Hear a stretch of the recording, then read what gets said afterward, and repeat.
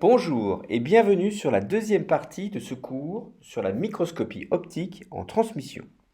Alors la microscopie optique en champ clair reste une des techniques d'imagerie les plus simples d'utilisation et les moins coûteuses. Nous avons déjà vu comment l'image se forme, l'importance de la mise au point. Une belle image nécessite de savoir quelques notions sur la résolution et le contraste. C'est ce que nous allons voir dans cette vidéo. La qualité de l'image va dépendre de la manipulation du microscope, notamment du choix de l'ouverture, mais aussi de la préparation de l'échantillon biologique. Alors, quelle est la première question à se poser?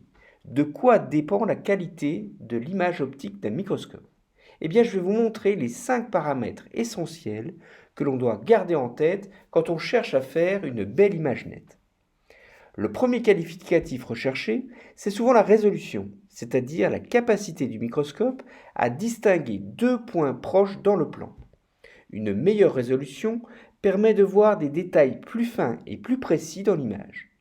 Alors en optique géométrique, nous avons considéré un stigmatisme parfait, c'est-à-dire que l'image d'un point est un point. Cependant, quand on zoome sur l'image, on observe que l'image d'un point donne une tache diffractée.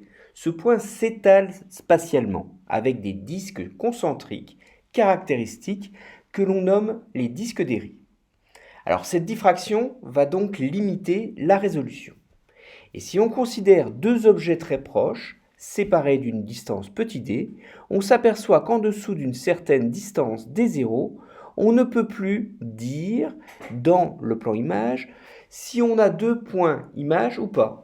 Vous voyez que les deux tâches de diffraction ne font plus qu'une. Donc la limite de résolution latérale d0 est donnée par la relation d'AB. Lambda est la longueur d'onde utilisée. Pour un microscope optique, on choisit souvent la longueur d'onde à 550 nanomètres comme valeur moyenne du visible. Alors NA, c'est l'ouverture numérique de l'objectif. NA, c'est une mesure de la capacité de l'objectif du microscope à collecter la lumière provenant de l'échantillon. Donc elle est reliée au demi-angle de capture, θ, c'est-à-dire l'angle formé par l'axe de l'objectif et les rayons extrêmes le traversant. Vous voyez ici l'indice de réfraction entre l'échantillon et l'objectif.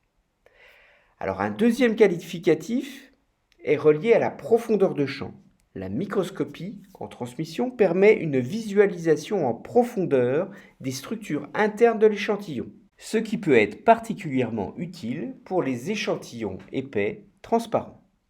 Alors quelle est la profondeur de champ en microscopie? Eh bien, la profondeur de champ, c'est la zone de l'échantillon qui apparaît nette à travers le microscope. Alors, selon les applications, on peut chercher à vouloir une grande profondeur de champ pour voir plus de détails de l'objet en 3 dimensions, ou alors avoir un maximum de lumière en un seul point, auquel cas on cherchera une profondeur de champ faible. D'un point de vue géométrique, la profondeur de champ, c'est la distance dz suivant l'axe optique entre le point A et B, le plus bas et le plus haut de l'échantillon qui apparaissent encore net dans l'image. Alors vous voyez, on construit ici l'image A' de A, puis l'image B' de B. Les images A' et B' sont encore dans une zone de tolérance pour l'œil. Cette zone de tolérance s'appelle la profondeur de focalisation. Si les points images A', B' sont dans cette profondeur de focalisation, alors l'image sera nette. Alors on sait évaluer la profondeur de champ en fonction de l'ouverture numérique ON. Elle dépend ici de l'inverse du carré de l'ouverture numérique. Vous voyez ici que la résolution, qu'elle soit latérale ou axiale, ne dépend pas du grossissement du microscope, mais uniquement de la longueur d'onde et de l'ouverture numérique. En optique, si on utilise notre œil, on ne peut guère jouer sur la longueur d'onde. Il est donc critique de contrôler l'ouverture numérique. Et on a 3 manières pour changer l'ouverture numérique. On peut tout simplement changer d'objectif. Dans l'air, les objectifs de microscope ont une ouverture numérique déterminée qui varie entre 0,1 et 0,9.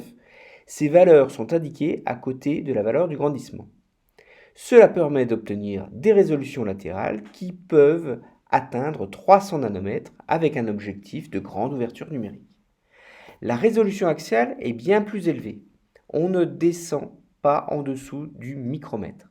Les profondeurs de champ est de l'ordre de 0,1 mm avec une ouverture numérique faible. La deuxième méthode pour faire varier ON, c'est d'utiliser un diaphragme réglable qui permet de contrôler la quantité de lumière entrant dans l'objectif. Donc le diaphragme, il se trouve sur la base du stratif, souvent entre le condenseur et l'échantillon. Il est souvent constitué de lames souples. En tournant le diaphragme, on peut augmenter ou diminuer la taille de l'ouverture, c'est l'équivalent de l'iris pour notre œil. Et on peut ainsi varier la profondeur de champ du microscope avec le même objectif. Alors, troisième méthode, c'est l'utilisation d'huile d'immersion entre l'objectif et l'échantillon qui permet de réduire la perte de lumière et d'augmenter l'ouverture numérique. Les huiles ont des indices de réfraction plus élevés que l'air.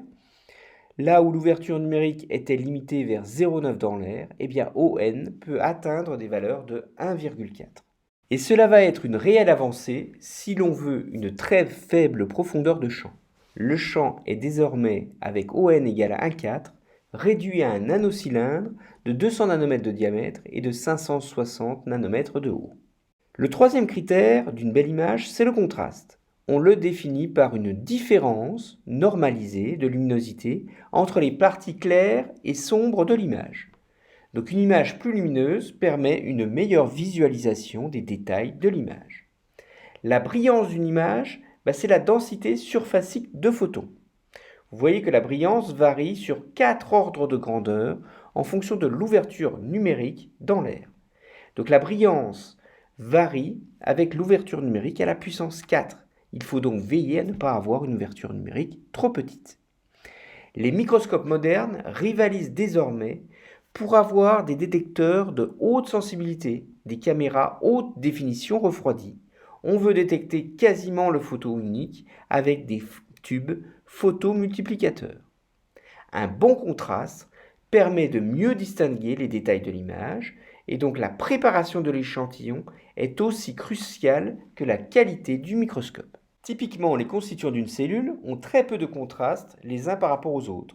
Effectivement, ils sont majoritairement composés d'eau et ils sont donc transparents. Alors, afin de pouvoir observer la structure des cellules, une étape de coloration est donc nécessaire. Alors, les colorations sont des molécules chimiques qui ont deux fonctions. Un premier groupement donne la couleur, ici souvent par les cycles aromatiques, et le second groupement, il est ionique, c'est-à-dire que le colorant peut être chargé positivement comme négativement. Donc le colorant va donc interagir électrostatiquement avec les éléments biologiques. Alors je vous donne deux colorants souvent utilisés, l'éosine, qui est un colorant acide chargé négativement, et puis le bleu de méthylène, ça c'est un colorant basique. Donc l'éosine étant chargé négativement, il va interagir avec les éléments chargés positivement, il va colorer ainsi le cytoplasme et les tissus basiques.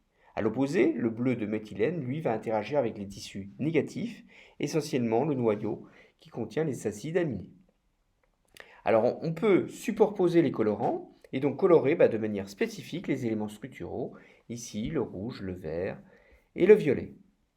Alors l'autre souci, c'est l'absorption optique qui limite la quantité de lumière transmise. Il est nécessaire de disposer d'échantillons de faible épaisseur afin que les rayons lumineux puissent traverser l'échantillon. Alors cela ne pose pas de problème avec des cellules isolées qui font une vingtaine de microns d'épais, mais lorsqu'on regarde des tissus, on doit alors faire des coupes, des tranches qui font entre 1 et 60 microns d'épais, donc on utilise un microtome. Alors lorsque les tissus sont mous, je pense aux tissus animaux, leur consistance ne permet pas de les trancher aisément pour obtenir des coupes fines. Donc l'astuce est de les durcir de façon artificielle avant de les couper au microtome. On appelle cela la méthode de l'inclusion. Elle consiste à remplacer les 70% d'eau de la cellule par un thermoplastique. Alors ici c'est la paraffine qui est liquide au-delà de 45 degrés et qui est solide à la température ambiante. Donc cette méthode altère bien entendu l'organisation cellulaire. Donc avant la solidification, on effectue l'étape de fixation qui permet de consolider les cellules. On utilise le plus généralement des fixateurs chimiques comme le formaldéhyde ou le glutaraldéhyde pour former, grâce au groupe aldéhyde, des liaisons covalentes entre les protéines. Alors l'éthanol ou l'acétone permettent aussi de fixer complètement les cellules. Le quatrième critère de qualité, c'est d'éviter ce qu'on appelle la distorsion géométrique de l'image, ou on appelle aussi cela l'aberration géométrique, c'est-à-dire la déformation de l'image. Lorsque la lumière traverse une lentille, elle est souvent réfractée de manière différente selon qu'elle frappe la lentille près du centre ou alors près des bords. Cela peut provoquer une distorsion sphérique qui se traduit par une courbure de l'image qui prend alors la forme d'un ballon de foot.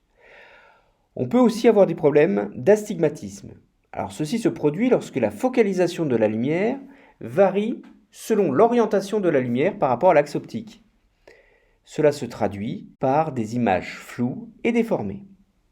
Alors pour corriger toutes ces distorsions, les fabricants de microscopes, les fabricants d'objectifs combinent les lentilles.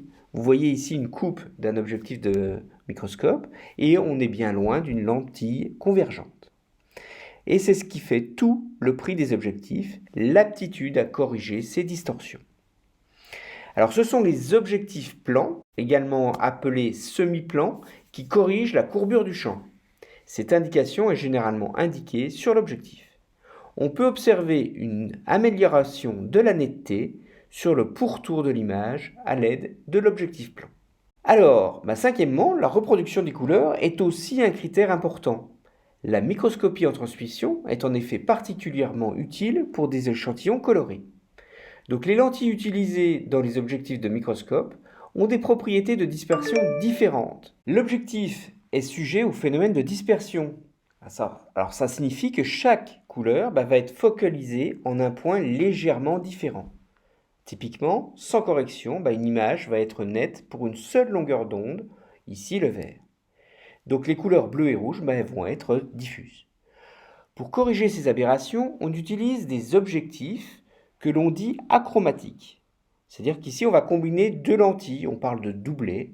Donc on joue sur les propriétés de dispersion différentes entre deux verres, le Krone et le Flint. On peut annuler la dispersion en deux longueurs d'onde, ici, vers 600 et 500 nanomètres, et donc l'image sera plus nette et plus claire. On peut encore faire mieux avec des objectifs apochromatiques qui offrent une correction sur une plus large gamme spectrale, ici avec 3 longueurs d'onde, donc l'image va gagner encore en qualité. Donc les objectifs apochromatiques utilisent à minima 3 lentilles. Alors c'est plus complexe, donc ils vont forcément être plus chers, mais ils vont être idéaux pour les applications en lumière blanche. Donc on utilisera les objectifs achromatiques pour des applications monochromatiques. Voilà, nous avons vu les 5 critères d'une belle image en microscopie optique à champ clair. Alors l'avantage de ce microscope est qu'il peut se combiner avec d'autres techniques de microscopie, telles que le contraste de phase, ou alors la fluorescence et la polarisation. Et nous allons voir dans les prochaines vidéos que l'on peut obtenir des informations supplémentaires sur les échantillons. Merci pour être resté jusqu'ici et je vous dis à bientôt pour d'autres découvertes sur la microscopie.